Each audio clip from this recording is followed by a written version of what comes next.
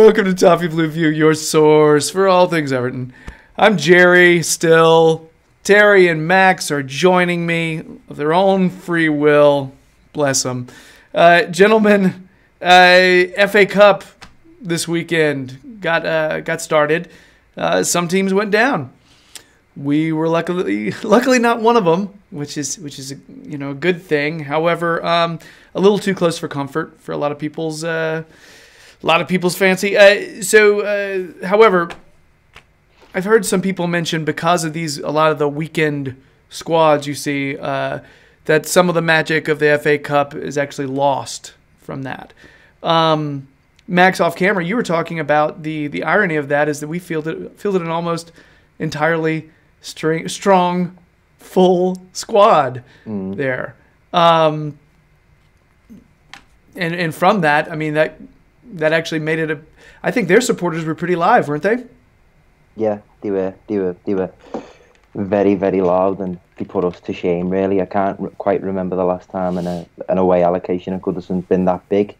My cousin said possibly when we beat Chelsea 2 years ago in the FA Cup, when Lukaku got the double, because they literally had, filled the entire place up, and it was a very weird game, because I don't know if you know, Gerry, but I don't think half the ground could get in because of the issues with tickets. I heard about that. Yeah, there was queues outside for a long, long time after kick-off, and it just wasn't a very pleasant game, to be honest. So, I think it was Leicester lost to Newport. They went down, but they weren't fielding their strongest 11. I mean, what is the common English, I guess, the supporters' view on something like this, Terry? Because I'm thinking it's such a weird line to walk. You want to rest your players because the league's the most important thing. But for other people, they're like, you know what, we haven't had a cup in a while. We need to have a strong squad here. It seems like it's hard to, unless everything works out perfectly, you can easily just blast any manager for whatever their philosophy is. I mean, on the contrary, I don't think it actually, Premier League clubs squads hurts the magic of the FA Cup. I think it actually feeds it, because if all the Premier League clubs played their full-strength teams, you'd very unlikely to get the type of upsets that people like about the Cup. Now, no one likes it when it's their club, but you love it when another Premier League club, look at, like you said, Leicester and Newport. That happens every year, and if Leicester play their full-strength team, Newport are very unlikely to beat them, and I think that adds to the Cup. Now, it's a weird one, the perception of other supporters of teams doing this. Like, on the one hand, it depends on your club, on what your status as a Premier League club is, because if you are one of the, let's say, 10 clubs, the bottom half of the league, and none of them are secure every year, if there's the top 6, there's probably a little group of 4 clubs outside of that, including us, and then there's a bottom 10 who could feasibly go down in any given year. If they rotate, you totally understand it, because they've got a very important job on staying in the Premier League. The top 6 clubs, they've got European games for the most part, usually still at this time of year, most of them, barring some of them going out early, so they rotate. I don't understand it when the Leicesters, the Evertons, like we have in previous years, the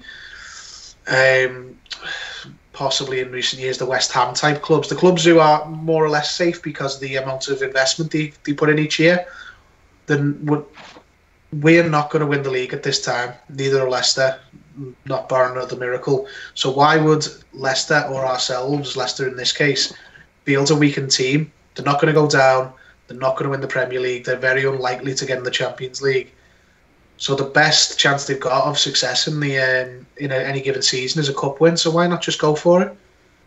We have done that in this case. I think we've recognised that this is probably one of the better chances we've got to turn this season from sort of collapsing into a very middling season of just finishing, going for 7th again, and at best, and an FA Cup win would take. If we finished 10th and won the FA Cup, no one would remember the 10th in a year or two. They'd just remember the FA Cup.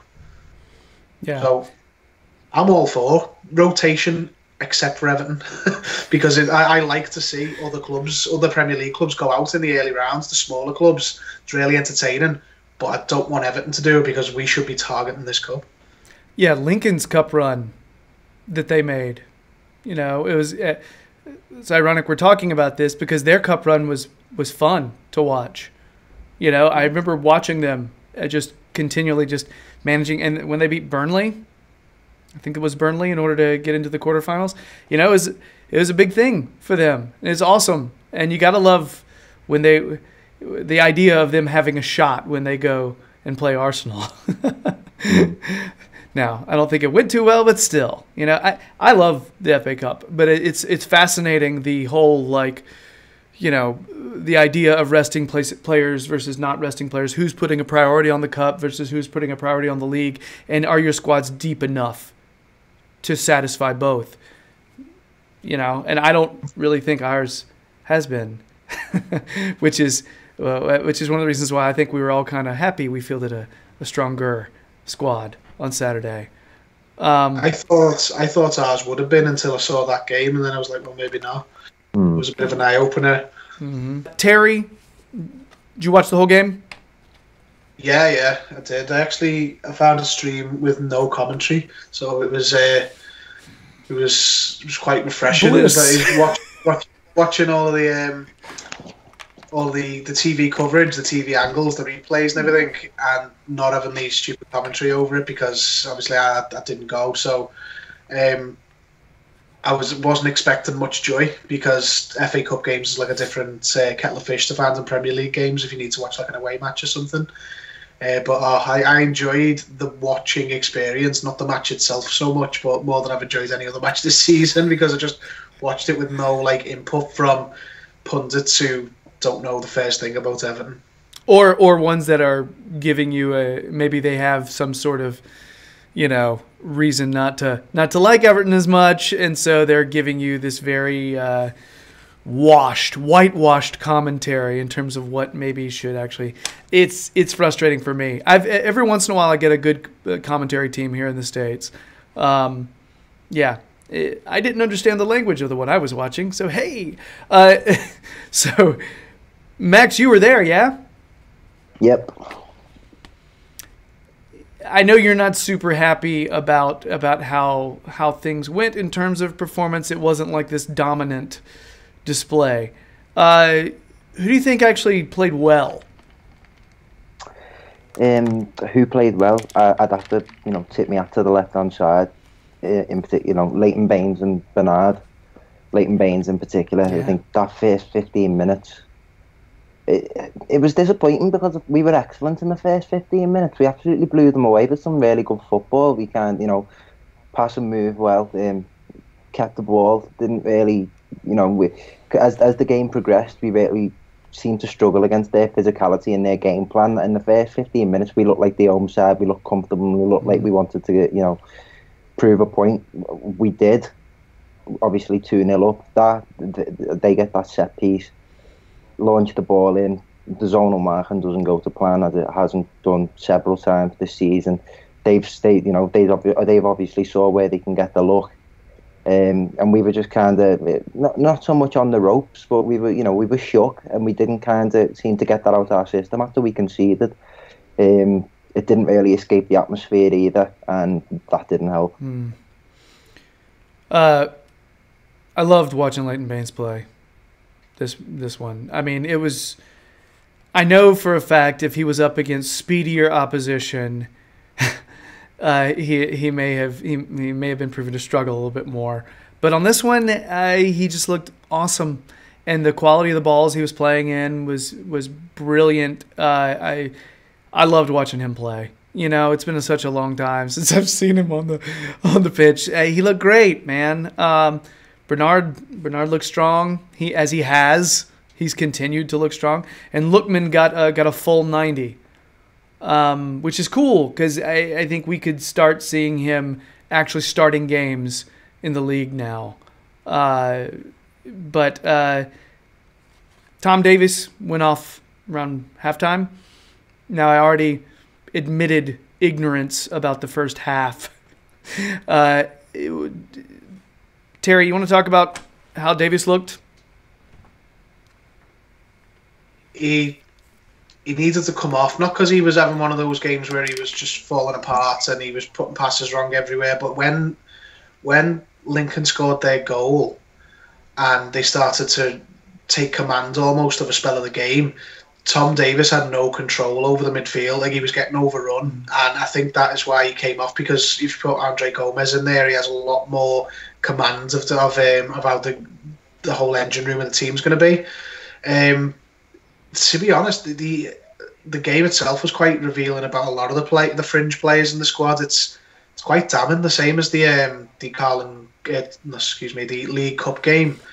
Some of the fringe players who came in and needed to make an impression were actually some of the worst players in our team, and they need to be the best. So Davies came in, he had a chance to really, push for a position in the team, especially with some of the rumoured outgoings coming up.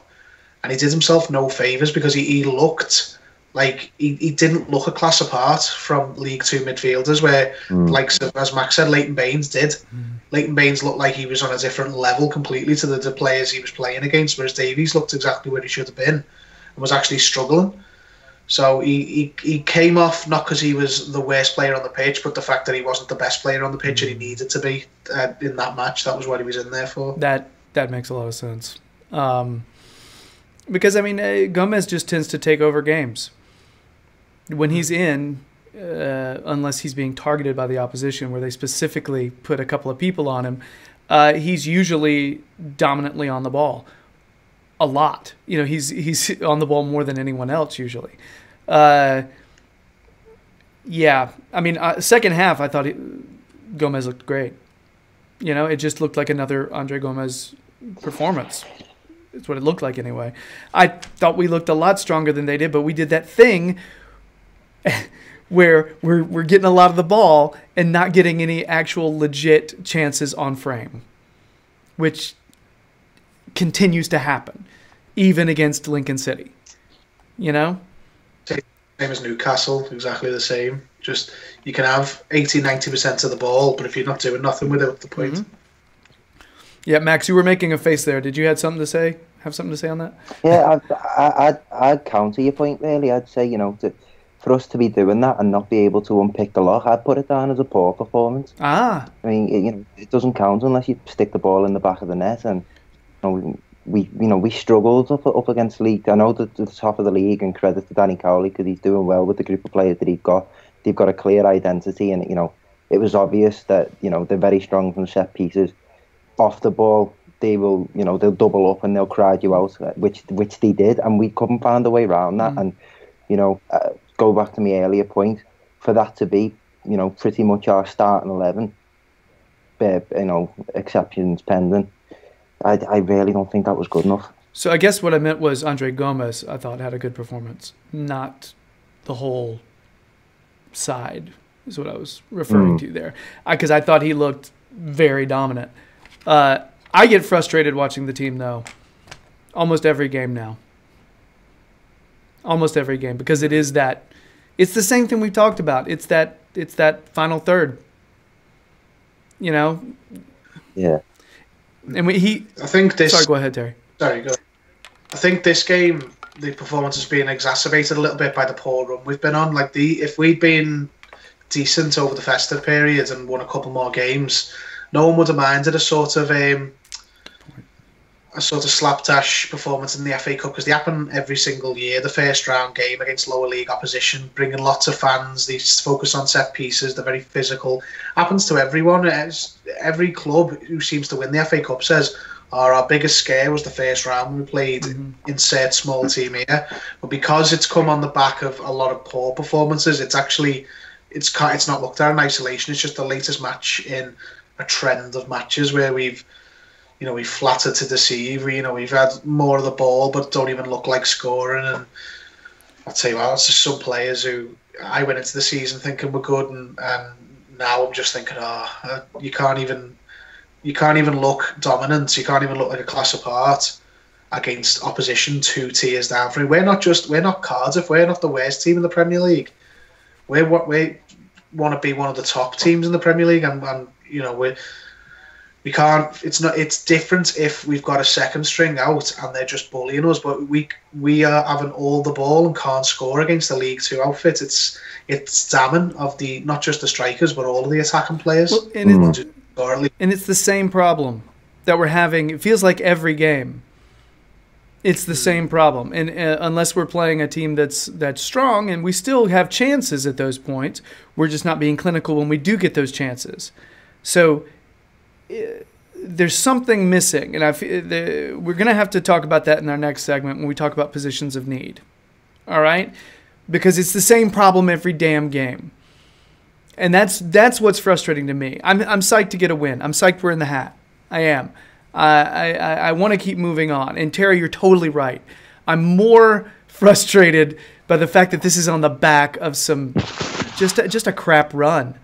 It's just been a really crap run and we won, but we're showing the same issues, the same symptoms. I think if we were playing a Premier League team, we probably would have I don't know if we'd have won. I could have seen it being a draw. Because we're having trouble scoring, flat out. Yeah, I think that those first 15 minutes just set the bar too high for the rest of the game. You see the style that the goals go in as well. Brilliant cross from Baines for Luckman's goal. Absolutely fantastic individual. It was a good team move and a great finish by Bernard. And you think, come on, press on and show some more of that football and carve them apart. And we just come up against the brick wall once that goal come in because, they obviously got some wind in the sails and found the feet of the defensive unit and held the lines exceptionally well, and we just really struggled to break through. It's just if you Cenk Tosun, and I've mentioned Davis already, it's like you need to be making a mockery of these players because you're not getting your chance in the Premier League, and the Premier League team, first 11, is not playing well. So you come in against lower league opposition, you need to be showing the manager, I'm here, I can do it. And they don't look. Cenk Tosun is an example. It's like I've backed Cenk Tosun all the way, and I'm not advocating selling him ahead of some other strikers who need to go first, but he's not looked good for a multitude of different games now where he's come in. It's like you really need to be taking these chances now because there's a spot for a striker wide open and you just don't look like you're going to take it. And there were several chances where Tosun, if he had the ability to sort of create his own shot, he would have just like maybe one man he needed to beat. But he just doesn't. That's not really something that's in his repertoire right now, is being able to create that opportunity. It's right there. He just needs to beat one man. And he sort of just decides to distribute, which, to be honest, I do think he's a pretty solid passer most of the time. He does combine well a lot of times, but at this point, what are we really dying for? We're dying for shots on frame. That's what we really need. And he had one really good opportunity right in front of the goal. At least one, maybe two, actually, because there was one where he redirected it. Kind of with the side of his foot, the inside of his foot, just kind of tried to redirect it and pass it in. Still didn't get it far enough away from the keeper. He had opportunities. You're right, man. And the thing is, I like the guy, but he's not. When you have an opportunity like that, you have to cash in. There's no other way around it, Yeah. So. Again, it's the same frustrations, and I think it does talk about what we need. It does feed into what this next segment. So let's go into that next, all right? So positions of need, stay tuned for the next video. Anyway, but that's it for our match reaction. If you've been digging our videos, please subscribe to the Toffee Blues YouTube channel. We sincerely appreciate it. We're well up over 1,400 subs right now, and that's your doing, and thank you for that. We really appreciate it. Follow Terry on Twitter, and he'll show you where he's gonna be next. Liverpool Echo fan Gerry allows him to put his words in there every once in a while, his Everton words. So check that out whenever you can. Also follow Max as well, because he's just churns out content all the time, and most of the time it's about Everton. You can find him on the Toffee Blues website, but on some other places as well. So, guys, let's move on. Start talking about what in the world Everton needs. Bye.